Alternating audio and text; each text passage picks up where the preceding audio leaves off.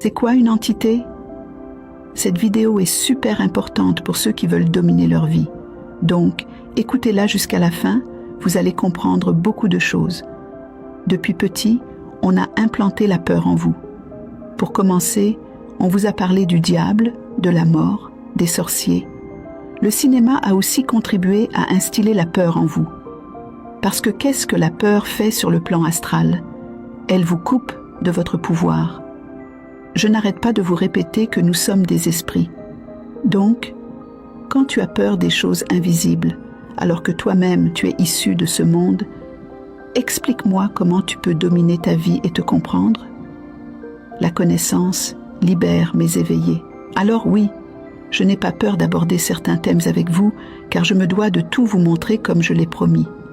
Nous sommes à l'ère du Verseau. Voilà pourquoi vous voyez de plus en plus de gens s'éveiller, délaisser les vieux schémas de pensée. Alors quand je dis entité, certaines personnes ont déjà les poils hérissés. Ceci est votre programmation. Une entité, c'est un automate énergétique, c'est tout.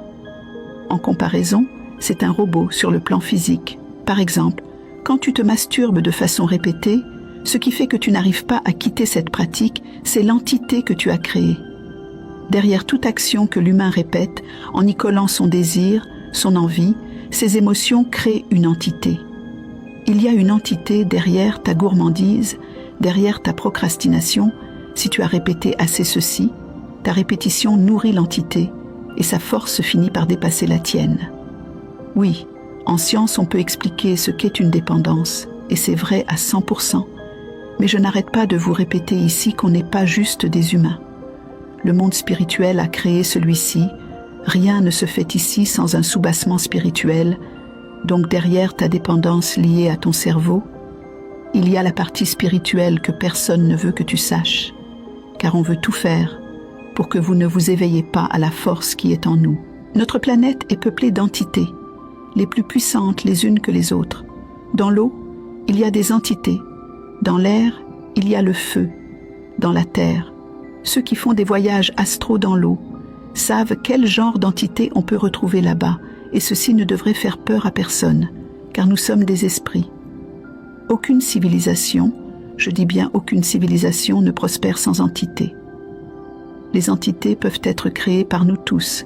Elles ne dorment pas, elles travaillent de façon automatique. Comme tu crées inconsciemment une entité lorsque tu répètes une action, tu peux en créer consciemment une pour, par exemple, protéger ta maison. Tu es celui qui l'a créée, qui l'a codifiée. Toutes les grandes villes ont des entités créées par le gouvernement en place. Paris, New York, Lagos, toutes ont des entités ultra puissantes qui surplombent les villes. Comme dans certains villages que j'ai visités en Asie, tu ne peux pas y entrer avec des intentions de faire le mal. Il n'y a aucun gardien, mais l'entité te repère directement. Si tu peux garder quelque chose physiquement avec un gardien, tu peux le faire 1000 fois mieux avec une entité. Et comme toute chose, il y a des gens qui utilisent des entités pour faire ce que tu appelles le mal, il y en a d'autres qui les utilisent pour faire le bien. Ainsi va le jeu de la vie.